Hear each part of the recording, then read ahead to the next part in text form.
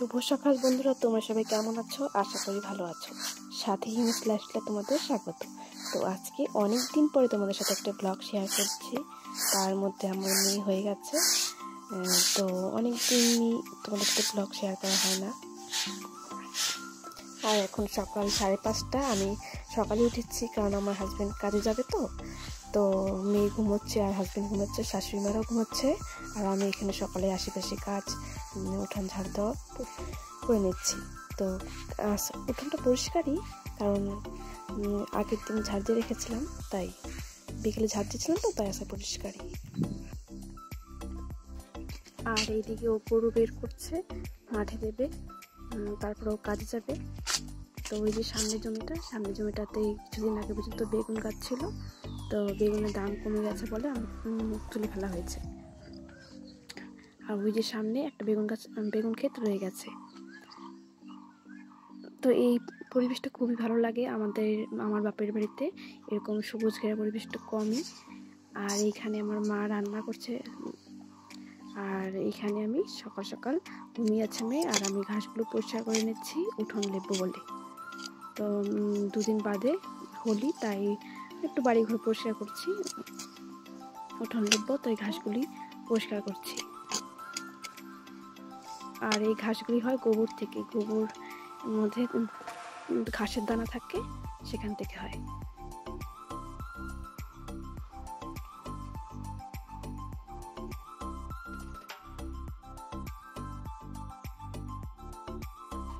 আর এদিকে মেয়ে দুলছে দোলনায়, আমি দোল দিচ্ছি, কাজ করছি। আর এদিকে শ্বশুরমশাইয়ের কাছে খেতে কাজ করতে, মা রান্নাঘরে রান্না করছে, তো একটু পরে চলে আসবে খাওয়ার জন্য।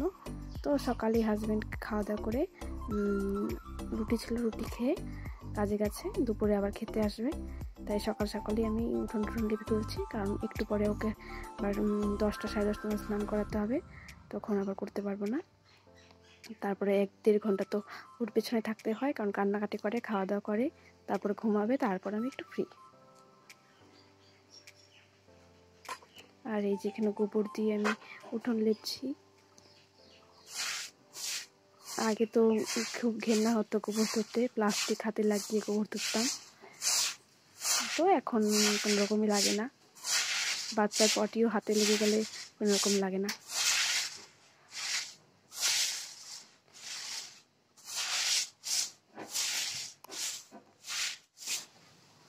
আর কিছু জামা কাপড় ভিজিয়েছি, তো ওগুলো ধুয়ে দিতে হবে। এর মধ্যে অনেকবারই মেয়ে উঠে পড়েছে, আবার খাইয়ে শুয়ে রেখেছি দোলনায়, দোল দিচ্ছি, ওদিকে কাজ করছি।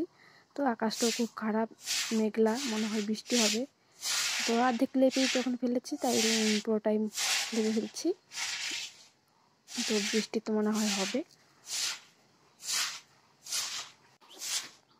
বন্ধুরা, আমি হয়তো ভালো করে কথা বলতে পারি না, তো তবুও চেষ্টা করছি একটু ভালো করে ভিডিও দেওয়ার। জানি আমার সবার ভিডিওর মতো আমার ভিডিও না, ভালো হয় না, জানি ভালো করে এডিটও করতে পারি না, তাও যতটুকু পারি চেষ্টা করছি। তো আমার ভিডিও যদি ভালো লাগে তাহলে প্লিজ আমার চ্যানেলটিকে সাবস্ক্রাইব করে একটু লাইক করে দিও এবং আমার পাশে থেকো। তো আস্তে আস্তে হয়তো ভালো কিছু করতে পারবো, ভালো কিছু তোমাদের সাথে শেয়ার করতে পারবো, তো আশা রাখছি। তো অনেকদিন পর আমি ভিডিও আপলোড করি, কারণ মেয়ে ছোট আর আমার ফোনটা খুব একটা ভালো না।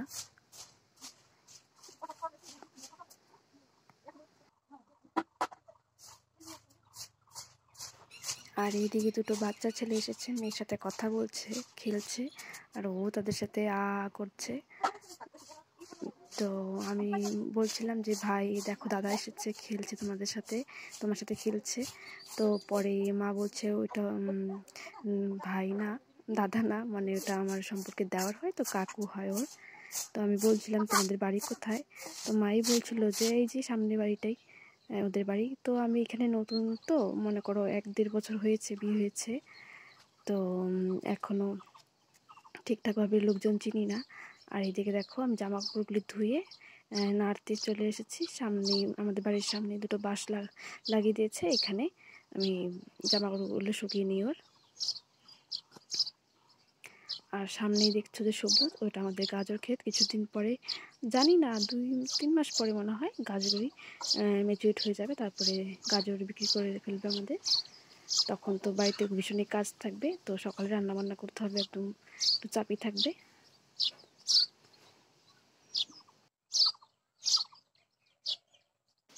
আর 1 বছর পর্যন্ত আমার বিশেষ কোনো কাজ ছিল না সকালে রান্নাবান্না ছাড়া। তো তারপরে সারাদিন আমি ফাঁকাই থাকতাম। তো আমার খুব বোরিং লাগতো যে বাড়িতে একটা কথা বলার লোক নেই।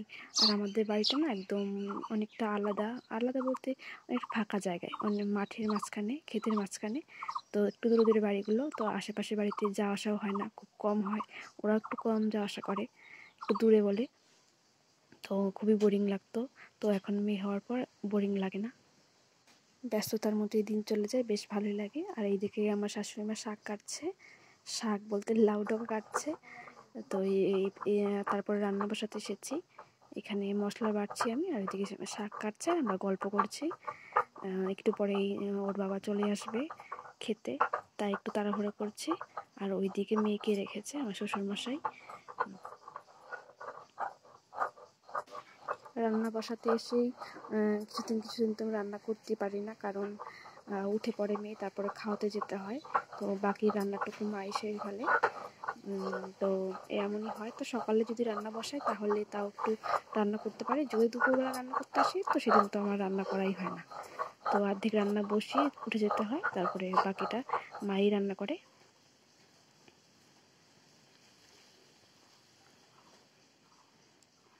আর এখন আমি উনুনটা ধরিয়ে নেব। আর দেখলাম বোতলে তেল নেই, তো তেলও ভরবো।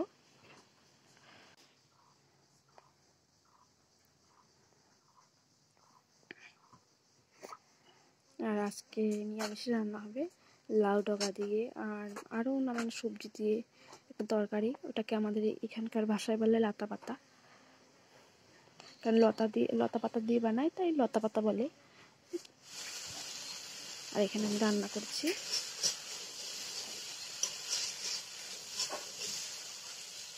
আসলে এই রান্নাটা আমি ভালো পারি না, তো আমার শাশুড়িমা খুব ভালো পারে, খুবই টেস্টি হয়।